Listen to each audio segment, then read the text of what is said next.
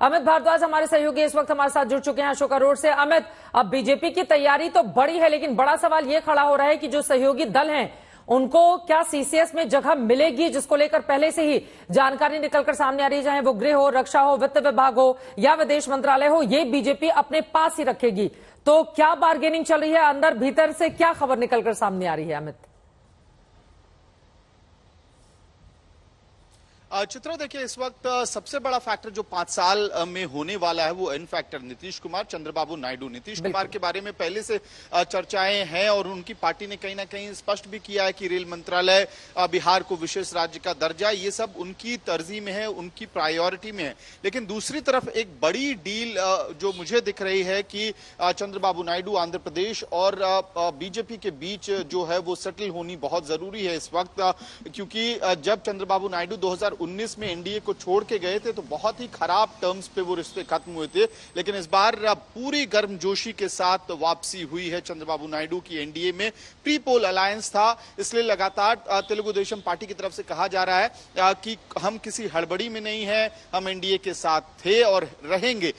लेकिन इसमें कुल मिला के देखिए, सवाल यही उठता है कि आखिरकार बार्गेनिंग चिप्स क्या होने वाले हैं। सबसे अहम बात यह है कि चंद्रबाबू नायडू की जो सरकार बन रही है आंध्र प्रदेश में, वहां पे ब्रूट मेजॉरिटी वाली सरकार है, सिर्फ 11 लोगों का विपक्ष है। ऐसे में जो फाइनेंशियल स्टेटस है राजस्व सरकार का वो बिल्कुल ही खत्म हो चुका है।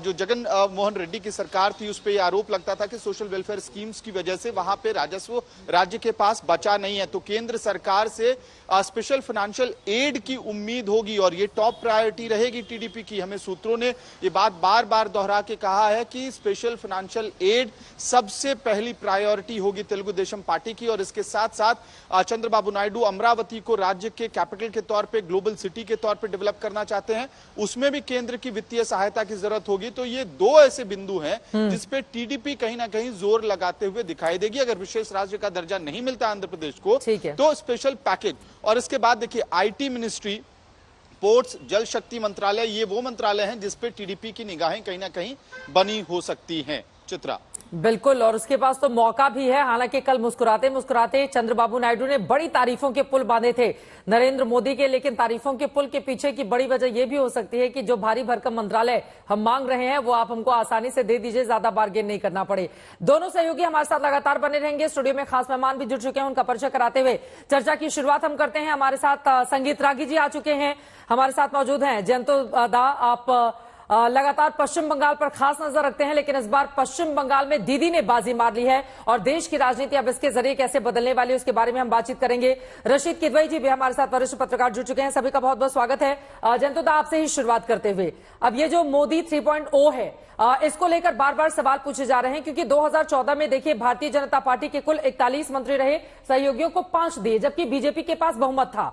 2019 की बात करें, सहयोगियों को 4 दिए और अपने 52 रखे। इस बार की क्या परिस्थिति बनती हुई दिखाई दे रही है? इस बार तो लग रहा है कि 15 को आंकड़ा ये पार करेगा या फिर उसके आसपास रहेगा। लेकिन सबसे पहले मुझे ये कहना है कि जो लोग वाजपेयी जी के समय के कोalition और नरेंद्र मोदी जी का कोalition में तुलना कर रहे हैं, मुझे लगता है, मैं उस समय का विटनेस हूं उस दिनों का, तो मुझे लगता है इसमें एक गलत अंडरस्टैंडिंग है। वाजपेयी जी के समय बीजेपी का संख्या क्या था, ये एक बार याद कीजिए।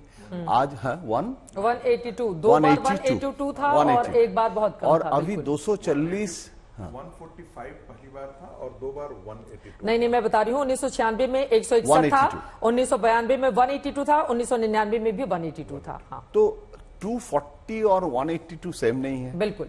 दूसरी बात है, मोदी जी के जो लीडरशिप है, देखिए पॉलिटिक्स में कभी खुशी कभी गम, ये तो चलता रहता है, लेकिन how Modi ji will handle कोalition, ये जो अभी तो ये हम लोग देखा नहीं ना।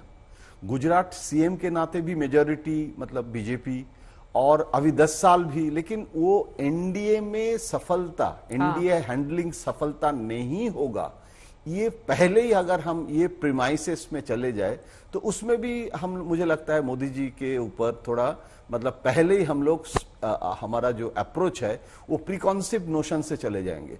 अभी देखिए एनडीए के बारे में कैसे हैंडल कर रहे हैं मोदी जी, एनडीए के साथ क्या, कैसे उनको, उनकी जो स्टाइल, अप्रोच, स्ट्रैटेजी और वो बातचीत करके सबके साथ, आप कह सकते हैं कि उनके डीएनए में कोalition नहीं है, वो तो मेजॉरिटी सरकार में, वो कल्चर शॉक है, पॉलिटिकल कल्चर शॉक है। ये सब बोलने के लिए, लिखने के लिए सब ठीक है, लेकिन अभी न्यू मोदी हो सकता है कि एक न्यू चैप्टर, न्यू चैलेंज, और मोदी जी चैलेंज से कभी डरता नहीं है, क्योंकि वो चैलेंज को हैंडल करना बहुत उनको आदत है। बड़े उत्साह के साथ उन्होंने उत्साह के साथ संबोधन भी करते दिया हैं। है। हाँ। ठीक है।